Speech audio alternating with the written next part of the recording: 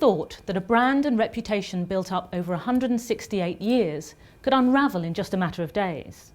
But that's precisely what happened to the News of the World, until recently the best-read newspaper in the English-speaking world. Its sudden demise amid the phone hacking scandal shows no matter how solid a reputation can be, it can fall like a pack of cards at the publication of damaging allegations. I'm Melville-Brown, a partner at Withers Reputation Management Team. We look after the privacy and reputations of our clients. Ironically, toppling reputations is just what the News of the World used to do to some of those who featured in its pages. So, with its closure, can those in the public eye sleep safe in their beds at night, or the beds of others for that matter? No, the death of this newspaper is not the death of intrusive journalism or the publication of salacious tittle-tattle. The battle between reputation and privacy on the one hand and free speech on the other will continue to be fought out in other tabloids and broadsheets, across the airwaves and over the internet. And reputations and privacy will continue to be at threat in the process.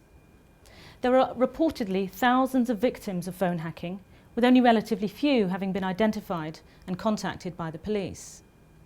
If you fear that you may be one of them, take legal advice straight away. And if you fear that your phone, your computer, other devices are at risk, remember it's not just the media who might stoop to snoop. You must act to protect yourself. You could be a click or a call away from a crisis. A couple of easy tips.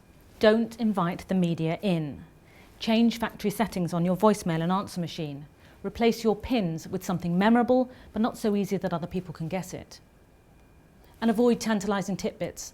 Ask friends, business contacts, family members to leave a message with their name and number, but no private and confidential information that might be useful to a nosy outsider. With modern communication tools, information anywhere is information everywhere and forever. Your private information will not be compensated for by money or an apology. Once the confidential kitty cat is out of the bag, it's going to be a heck of a job to get her back in again. At the first threat of a leak of your private information, act fast and you might be able to stop an all-out flood.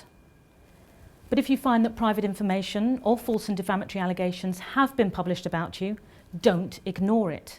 Move to remove. Otherwise, it will stay on the publicly accessible online archives forever to be read and to spread like a virus. Before or after any publication, make sure that you get some legal advice about preventing publications, about correcting inaccuracies, removing information from the internet, about seeking an apology from a publisher, and about the remedies that may be available to you as a result of any publications.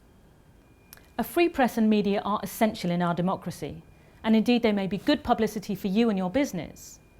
A media crisis may never happen, but you must ensure that what you do does not damage your private information and your reputation. Keep your friends close and your enemies closer, the phrase goes. Perhaps it should go on, keep them all away from your private information. And perhaps it should end, keep my number closest of all.